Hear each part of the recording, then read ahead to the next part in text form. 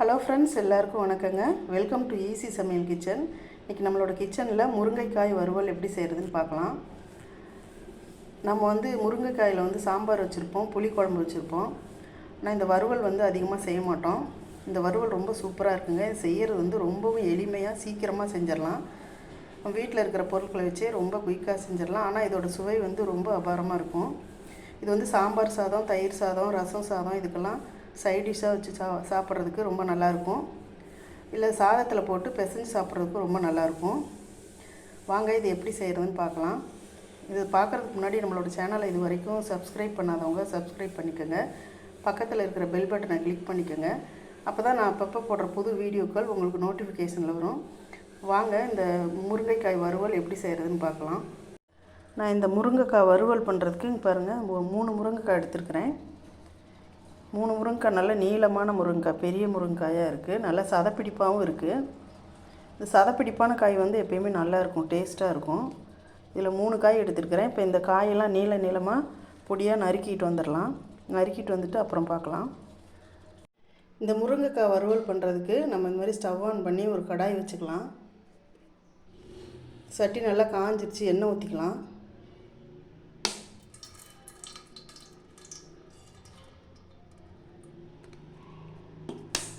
எண்ணெய் நல்லா காயட்டும். இப்போ எண்ணெய் நல்லா காஞ்சிருச்சு, கடுகு உளுந்து போட்டு தாளிச்சிக்கலாம். ஒரு 1/2 டீஸ்பூன் அளவுக்கு கடுகு உளுந்து, கூடவே ஒரு 1/2 ஸ்பூன் அளவுக்கு சோம்பு, ரெண்டும் போட்டு நல்லா பொரிஞ்சு வரட்டும்.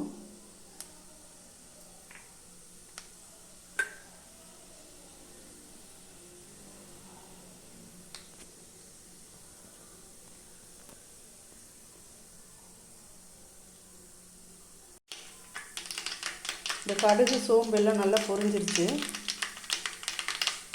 இப்போ நம்ம ஒரு 5-6 பல் பூண்டு இந்த மாதிரி தட்டி வச்சுருக்கிறேன். இதை இது கூட சேர்த்துக்கலாம்.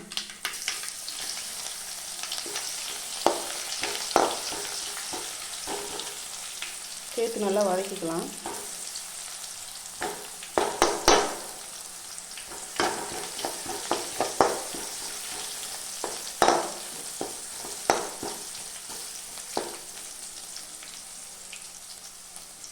பூண்டு நல்லா வதங்கிடுச்சு. இப்போ வெங்காயம் சேர்த்துக்கலாம். நான் ஒரு 2 பெரிய வெங்காயம் இந்த மாதிரி நீல வாக்கில் கட் பண்ணி வச்சுருக்கிறேன். இதை சேர்த்துக்கலாம். பெரிய வெங்காயத்துக்கு பதிலாக சின்ன வெங்காயமும் சேர்த்துக்கலாம். இந்த வெங்காயத்தை நல்லா வதக்கிக்கலாம்.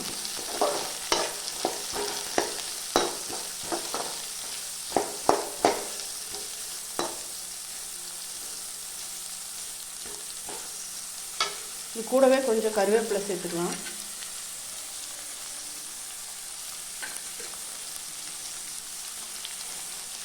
சேர்த்து நல்லா வதக்கி விட்டுறலாம். இந்த மாதிரி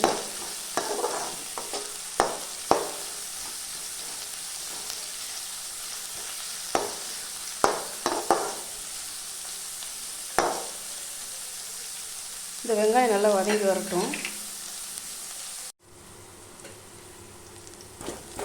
இந்த வெங்காயம் நல்லா வதங்கிருச்சு. வெங்காயம், பூண்டு, கருவேப்பிலையெல்லாம் நல்லா இந்த மாதிரி வதங்கி வந்துருச்சு. இப்போ நம்ம இதுக்கு தேவையான மசாலா சேர்த்துக்கலாம். நான் இப்போ 1 ஸ்பூன் வரமிளகாத்தூள் எடுத்துருக்கிறேன். 2 ஸ்பூன் மல்லித்தூள், ஒரு 1/2 ஸ்பூன் அளவுக்கு மஞ்சள் தூள். வரமிளகாத்தூளும் வெறும் மல்லித்தூள் மட்டுமே போட்டால் போதுங்க. இதுக்கு 1 ஸ்பூன் வரமிளகாத்தூள், 2 ஸ்பூன் மல்லித்தூள், 1/2 ஸ்பூன் மஞ்சள் தூள் இது கூட சேர்த்து இதை நல்லா வதக்கிக்கலாம். இது ரொம்ப சிம்பிளான டிஷ்ஷு தான் இது. வெங்காயம், தக்காளி, வரமிளகாத்தூள், மல்லித்தூள், மஞ்சள் தூள், உப்பு, இவ்வளோ தான். இது போட்டு நீங்கள் செஞ்சிங்கனாவே இதோட சுவை ரொம்ப அபாரமாக இருக்குங்க. இது நல்லா வதங்கி வரட்டும். இந்த மசாலாலாம் வதங்கிட்டோம்.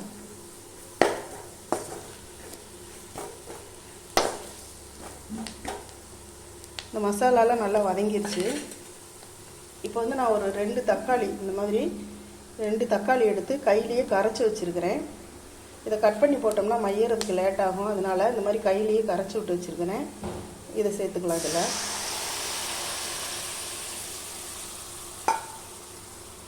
2 தக்காளி பெரிய தக்காளியாக சேர்த்துருக்கிறேன். நீங்கள் சின்னதாக இருந்தால் 3 கூட சேர்த்துக்கலாம். தக்காளி சேர்க்குற வரைக்கும் இது நல்லாயிருக்கும். இந்த தக்காளி இந்த மசாலா இதெல்லாம் நல்லா சேர்ந்து இதோட வதங்கி வரட்டும். கையில் கரைச்சி விடுறதுக்கு பதிலாக மிக்ஸி ஜாரில் போட்டு அடிச்சும் சேர்த்துக்கலாம். இது நல்லா வதங்கி வரட்டும். இப்போ இந்த தக்காளி வெங்காயம் நம்ம போட்ட மசாலா பொடி எல்லாம் நல்லா வெந்து வந்துருச்சு. பாருங்கள், வதங்கி நல்லா வாசனையாக இருக்குது. வேகும்போதே நம்ம தக்காளி வந்து கையில் கரைச்சி சேர்த்ததுனால இப்போ நல்லா கரைஞ்சி வெந்து வந்துருச்சு பாருங்கள். அப்படியே போட்டோம்னா வேகிறதுக்கு லேட் ஆகும். அதனால தான் இந்த மாதிரி கையில் கரைச்சி சேர்த்தேன். இது நல்லா வெந்துருச்சு. மசாலா வாசனை எல்லாம் போயிடுச்சு, பச்சை வாசனை எல்லாம் போயிடுச்சு. இப்போ வந்து நம்ம இதில் முருங்கைக்காயை சேர்த்துக்கலாம். நான் ஒரு 3 முருங்கைக்காய் இந்த மாதிரி நீள நீளமாக கட் பண்ணி வச்சுருக்கிறேன். நம்ம சாம்பாருக்கெல்லாம் போடுற மாதிரி கட் பண்ணி வச்சுருக்கிறேன். கழுவிட்டு அதை இதில் சேர்த்து நல்லா வதக்கி விட்டுறலாம். இந்த மசாலாலாம் இதில் பிடிக்கிற அளவுக்கு நல்லா கலந்து விட்டுறலாம்.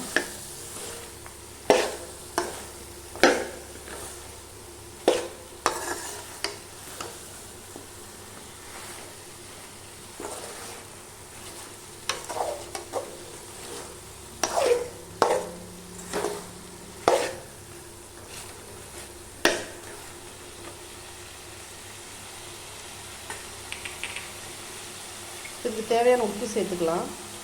கல் உப்பு தான் சேர்க்குறேன்.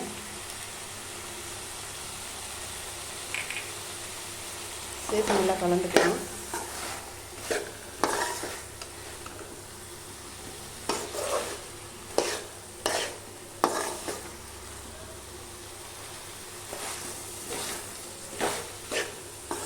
இது இப்படியே ஒரு 2-3 நிமிஷத்துக்கு இந்த மசாலாலாம் இந்த முருங்கைக்காயில் பிடிக்கிற வரைக்கும் இப்படியே வெந்துக்கிட்டு இருக்கட்டும்.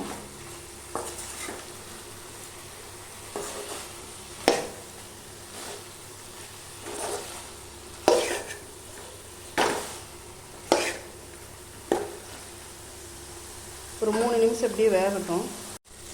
இந்த முருங்கைக்காயை வந்து மசாலாவோட சேர்த்து ஒரு 3 நிமிஷம் வெந்துருச்சு.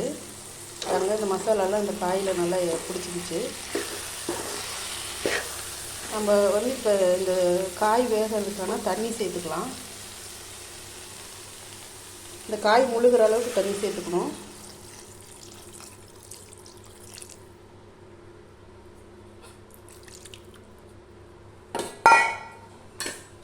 தண்ணி சேர்த்துட்டு நல்லா கலந்துக்கலாம்.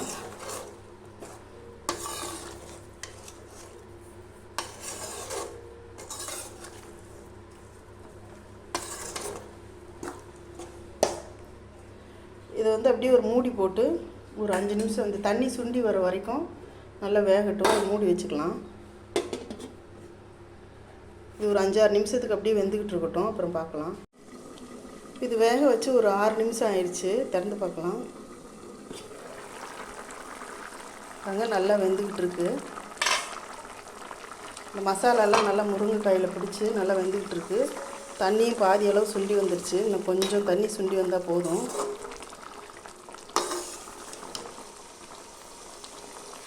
பாதி அளவுக்கு வெந்திருக்கு. இன்னும் கொஞ்சம் வேகட்டும். திரும்ப மூடி வச்சிடலாம். இதில் இருக்கிற தண்ணி பூரா வற்றி வர அளவுக்கு வெந்ததுன்னா போதும். இப்போ பாதி வெந்திருக்கு முருங்கைக்காய். திரும்ப மூடி வச்சிடலாம்.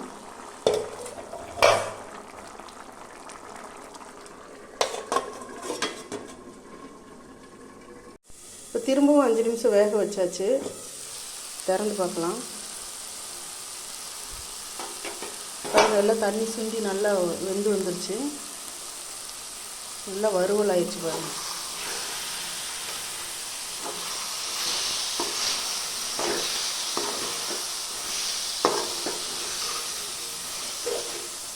நம்ம வந்து நல்லா வெந்துருச்சு பாருங்க. வறுவலாக வந்துருச்சு. இப்போ வந்து நம்ம ஸ்டவ் ஆஃப் பண்ணிக்கலாம்.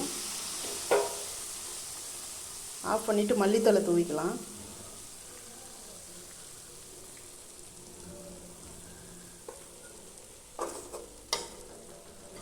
தூவி கலந்து விட்டுறலாம்.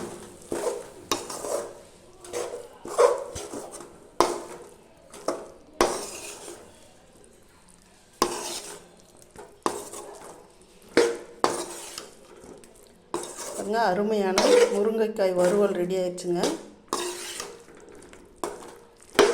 நல்ல தண்ணியெல்லாம் செஞ்சு வறுவல் ஆயிடுச்சு பாருங்கள். இந்த மாதிரி நீங்கள் சாம்பார் புளிக்குழம்பு இதெல்லாம் வைக்கிறத விட இந்த மாதிரி வறுவல் செஞ்சு பாருங்கள். இது சூப்பராக இருக்கும். ரொம்ப சிம்பிளாக குயிக்காக செஞ்சிடலாம்.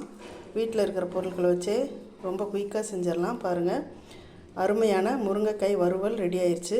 இதை நீங்களும் உங்கள் வீட்டில் ட்ரை பண்ணி பாருங்கள். ட்ரை பண்ணி பார்த்துட்டு எப்படி இருக்குன்னு கமெண்ட் பண்ணுங்கள். இந்த வீடியோ உங்களுக்கு பிடிச்சிருந்துன்னா லைக் பண்ணுங்கள், ஷேர் பண்ணுங்கள், மறக்காமல் நம்மளோட சேனலுக்கு சப்ஸ்கிரைப் பண்ணுங்கள். அடுத்து ஒரு புது வீடியோவில் சந்திக்கிறேன். Thank you friends.